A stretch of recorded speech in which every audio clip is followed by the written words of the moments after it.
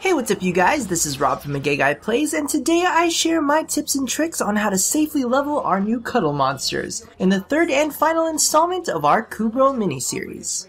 Now, from what I've seen and experienced personally, leveling up Kubrows can be a bit tricky. They can be quite fragile at first, and the current loyalty system can be a bit punishing if more than a few mistakes are made. So, I figured that after forming each of my pups a couple of times, I would go ahead and share the process that I use to rank them up. But first, let's take a look at the acquisition. Okay, now there are a gazillion in-depth videos on how to get one on the YouTube, so I'm just gonna rampage through this for anyone who still has no clue how to do it.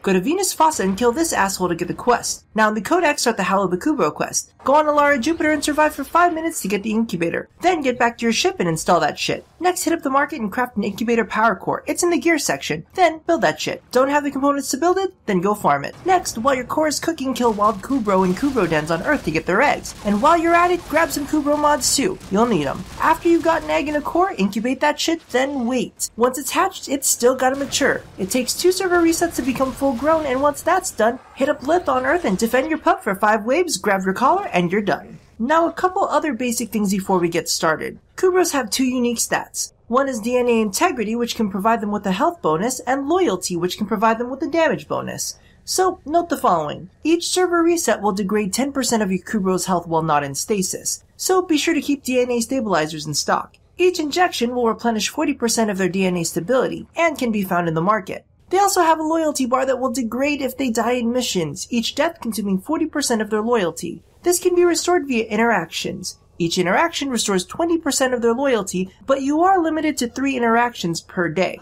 Don't be afraid though, if you interact with them while their loyalty is full, it will not consume your interactions. Alrighty, so let's get to the real stuff. Now that you've got your freshly baked Kubrow, you're probably excited to run around and jump into a mission. But don't, because it's gonna die and it's gonna hate you for it. I'm serious, that's exactly what the loyalty bar is. It tells you how much it hates you. So listen close and don't fuck shit up. Now, since the babbies are a bit squishy, my favorite warframe to begin leveling them up with is none other than Loki himself.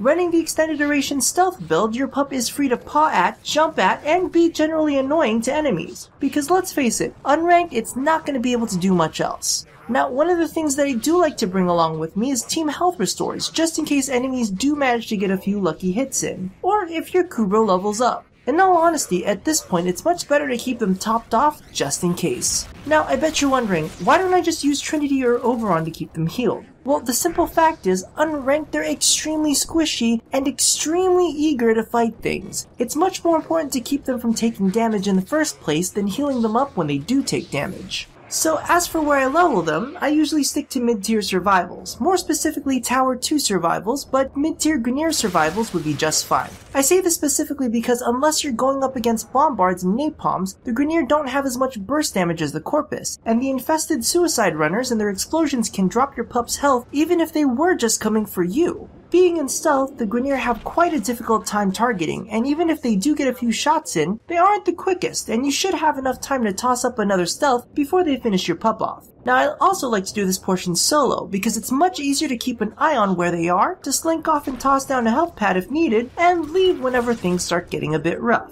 So after you've got a few levels into them, the first mod you're going to want to slot in is Loyal Companion. Preferably a max ranked one, as it will give you a full 20 seconds to get them resuscitated if they did happen to go down mid-battle. And I'm fully aware it's really tempting to put on some ability mods first to see how cool your Kubrow is, but seriously, don't. Just think about the hate bar. The next mod that should follow is Pack Leader, as this will restore some of your Kubrow's health every time you strike with a melee weapon. With a good build, you can get away with this at base rank. Now, I'm gonna do a little more suggesting. I know I seem like a controlling bitch, but trust me, I got this. Equip your Loki with a throwing melee weapon, preferably the Glaive Prime, and mod it up with a quick return and a power throw. Anytime you see your pup taking damage, you won't need to get in melee range to restore its health. And due to the explosion on impact, as well as Loki's 4x stealth multiplier, you can heal large chunks of your Kubrow's health with a single throw. Now, with both of these mods slotted, I'd feel comfortable taking my Kubrow into the dark sectors for some heavy leveling.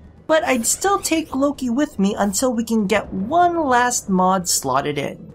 After a few more levels, you should be able to fit in a Link health mod. Once you've got this slotted in and fused it up to a decent rank, you should feel free to take your pup straight into Sashura and start grinding out large chunks of XP.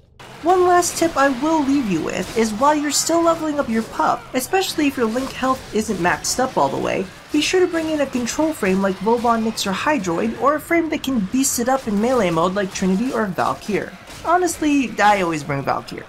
Boop boop boop, modding time! I know you guys missed that one.